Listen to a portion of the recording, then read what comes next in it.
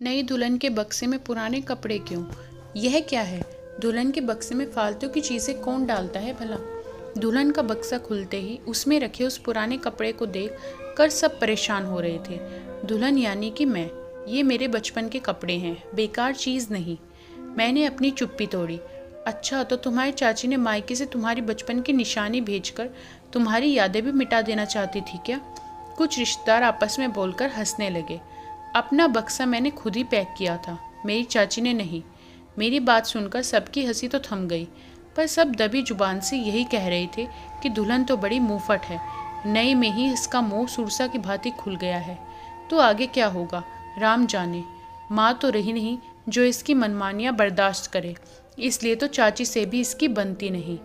इस वजह से इसने अपना बक्सा खुद ही तैयार किया होगा, तभी तो पुराने और बेकार कपड़े अपने बक्से में डालकर लाई है। इस कपड़े में मेरी बचपन की यादें बसी हैं, आप नहीं समझोगे, कहती हुई मैं सुबकने लगी और उस नन्हे फ्रॉक और स्कर्ट को अपने सीने में लेकर भींच लिया। उन कपड़ों ने मुझे मेरे बचपन की स्मृतियों में डुबो दिया था। बेहद बातूनी मैं और ठीक इसके उलट धीर गंभीर शांत स्वभाव के मेरे बड़े भैया।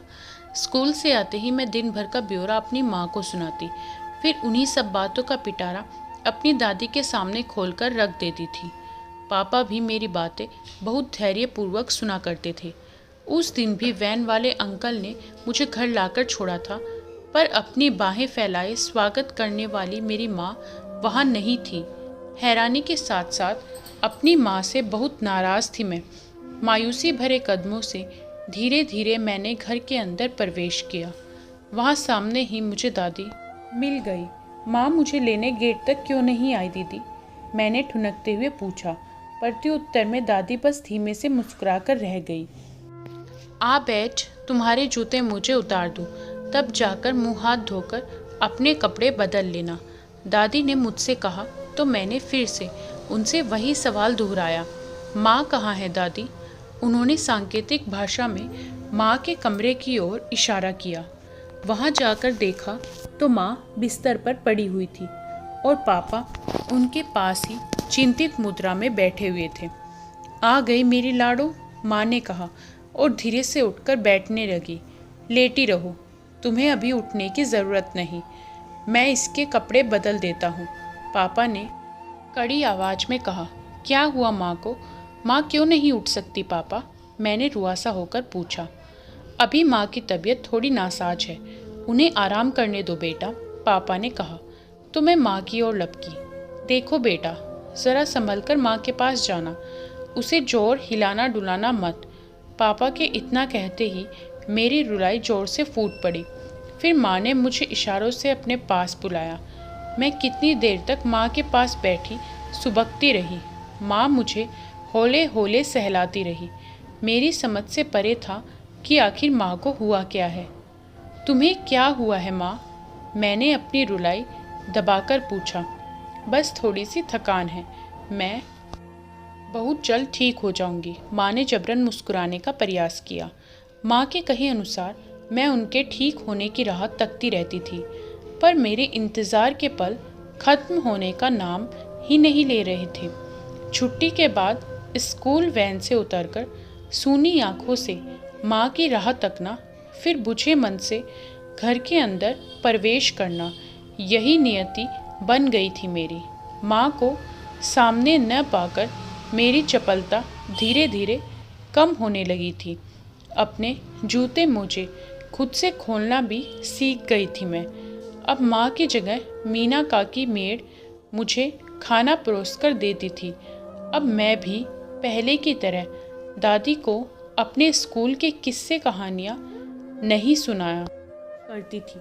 अब मैं खेलने कूदने बाहर भी नहीं जाया करती। मेरी बचपन की सहेली पीहू, जिसका घर मेरे पड़ोस में ही था, उससे भी नहीं मिला करती थी। फुर्सत पाकर मैं बस माँ के पास ही बैठी रहती। मेरी आंखों में बस एक ही सवाल बसा था, माँ तुम्हारी तबीयत कब सुधरेगी?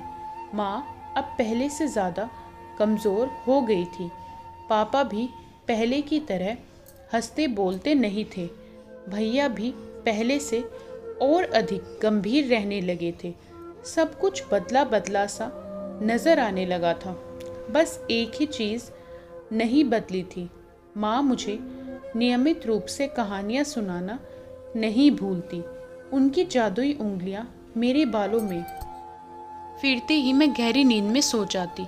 दीपावली करीब आ रही थी तो माँ को इस हाल में देखकर मैं अधीर हो गई थी। मेरे लिए नए कपड़े तो बनाओगी न माँ? मैंने धीमे से माँ के कान में फुसफुसाकर पूछा। हाँ मेरी प्यारी गुड़िया, तेरे कपड़े मैं खुद अपने हाथों से सिलकर बनाऊंगी। बिल्कुल नहीं, इस बार गुड़िया के कपड़े मशहूर मॉडर्न टेलर बनाएगा। माँ की बात सुनकर पापा ने उन्हें टोका था, पर माँ का दिल कहाँ मानने वाला था। पापा के घर में मौजूद नहीं रहने पर माँ उनसे छुप छुप कर मेरे लिए अपने हाथों से कपड़े तैयार करने में लग जाती। मेरे लिए नए कपड़े का नाप टेलर लेकर गया था। माँ के मनुहार करने के बाद भी पापा ने उन्हें मेरी ड्रेस तैयार करने के लिए नए कपड़े खरीद कर नहीं दिए थे। तब मुझे पापा पर बहुत गुस्सा भी आया था। मैं बहुत निराश भी हो गई थी। तब माँ ने मीना काकी की मदद से अपनी लाल गोटेदार चुनरी साड़ी बक्से से बाहर निकली थी। तुम मेरे लिए इस सुंदर सी साड़ी का ड्रेस बनाओगी? मैंने चहकते हुए कहा तो माँ ने मुझे चुप रहने का इशारा किया। मैं समझ गई थी कि माँ ने मुझे क्यों चुप रहने का इशारा किया था। पापा के सो जाने के बाद माँ रातों को देर तक जागती रहती और उनकी उंगलियाँ मेरे कपड़े तैयार करने में लग जाती। मैं भी खुश होकर माँ को कपड़े सिलते देखती रहती। सो जा मेरी गुड़िया रानी, तुझे सुबह स्कूल भी जाना है। माँ मुझसे कहती तो मैं भी उनसे कहती, माँ मुझे अब स्कूल जाने का मन नहीं होता। ऐसा क्यों मेरी गुड़िया? माँ ने सहमकर मुझसे पूछा था। अब तू जो मुझे अपने हाथों से तैयार नहीं करती। मेरे इतना कहते ही माँ की आंखें छलक आई थी। मैं बहुत जल्दी ठीक हो जाऊंगी मेरी लाडो, फिर तुम्हें अपने हाथों से सजाकर स्कूल भेजूंगी। पक्का वाला प्रॉमिस करो माँ।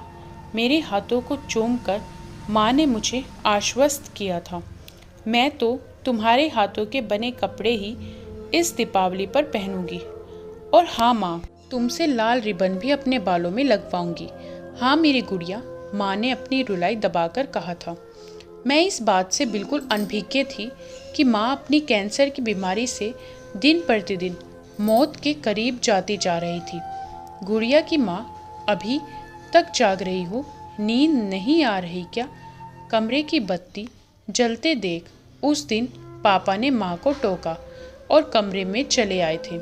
माँ ने हड़बड़ा कर मेरे फ्रॉक को छुपाना चाहा, पर कामयाब न हो सकी। पापा ने माँ की चोरी पकड़ ली थी और सूनी आंखों से माँ को निहार रहे थे। माँ नजरें नीची किए चुपचाप बैठी थी। आखिरकार तुमने अपनी जिद पूरी कर ही ली। मेरी ड्रेस लगभग सिलकर तैयार थी। पापा अपना सिर पकड़े वहीं कुर्सी पर धम से बैठ गए थे। तुम भी इसे मनमानी करने में सहयोग कर रही हो।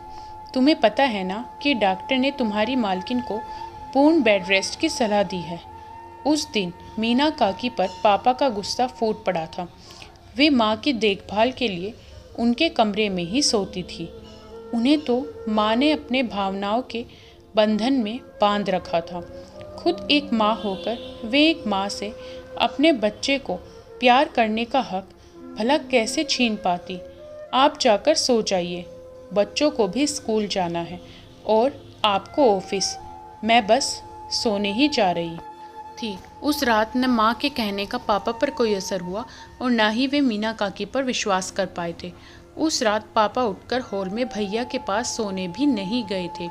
मीना काकी भी माँ के सिरहाने बैठी थी। मैं धीरे धीरे नींद की आगोश में चली गई थी। अचानक कमरे में शोरगुल से मेरी नींद खुली।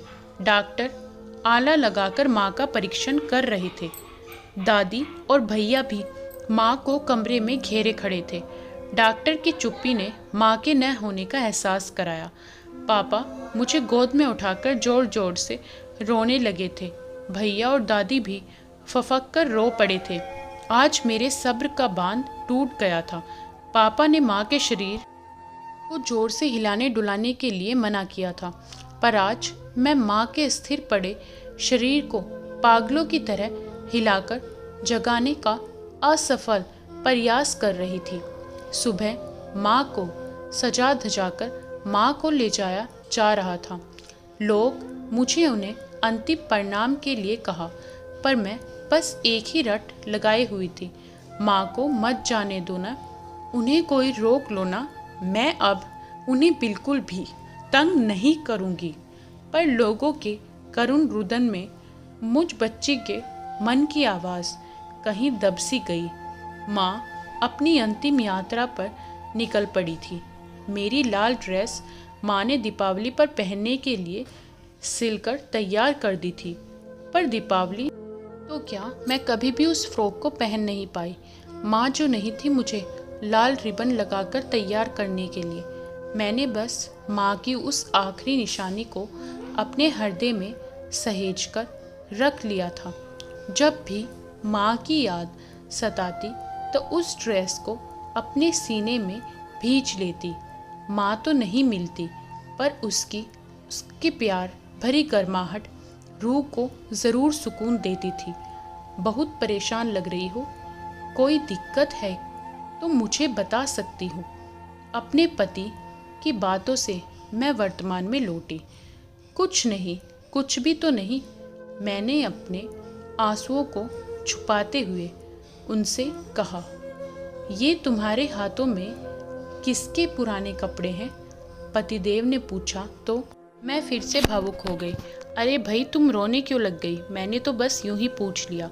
अगर तुम कुछ नहीं बताना चाहती तो मत बताओ। मैं समझ सकता हूँ कि नई जगह में खुद को एडजस्ट करने में तुम्हें दिक्कत हो रही होगी। बस मुझे अपना दोस्त ही समझकर कुछ बताना चाहो तो बता सकती हो। सब कुछ बताऊंगी तुम्हें, पर आज नहीं। मेरे होठ सिर्फ फड़क कर रह गए। मैंने जतन से उस लाल फ्रॉक को अपने इस नए घर में खुद के साथ सहेज कर रख लिया। धीरे धीरे मैंने अपने पति से उस फ्रॉक से जुड़ी मेरी अविस्मरणीय यादें साझा की। उन्होंने एक दोस्त की तरह मेरी भावनाओं की कद्र की। इतने सालों बाद मेरा वह लाल ड्रेस जगह जगह से उधड़ने लगा है, पर मेरी यादों के पैबंद में वह सदा महफूज है। सच दोस्तों, माँ नाम है एक सुकून का, मीठी छाँव का। दोस्तों, आपको ये कहानी कैसी लगी हमें कमेंट में बताएं। लाइक करें, शेयर करें और हमारे चैनल को सब्सक्राइब करना ना भूलें।